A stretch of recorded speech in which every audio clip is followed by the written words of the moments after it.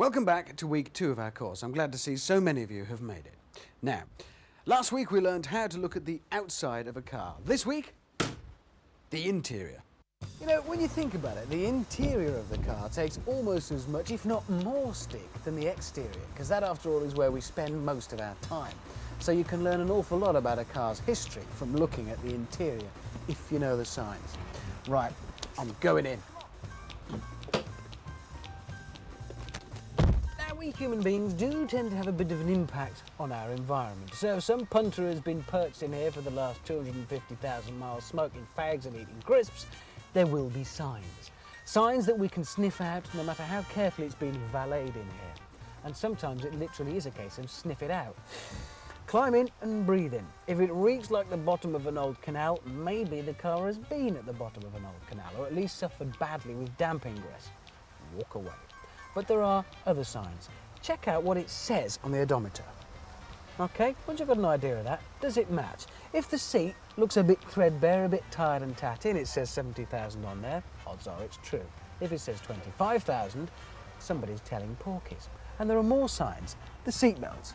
Pull them out to their full extent, and they should spring back like a puppy to its mother.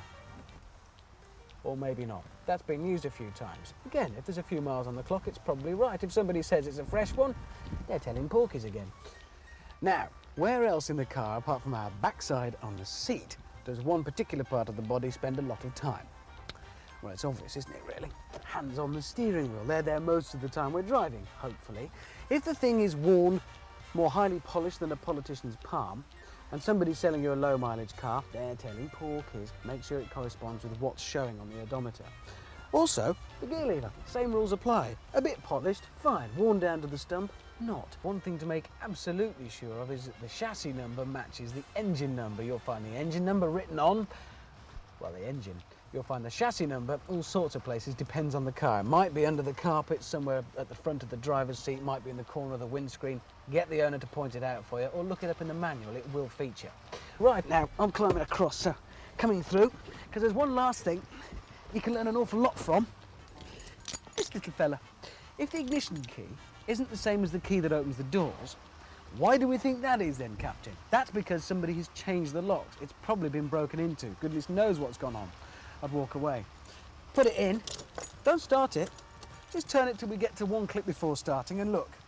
If none of the lights light up, that could well mean that the rapscallion selling you the thing has disconnected the fuse, which means disaster. Don't just walk away, run.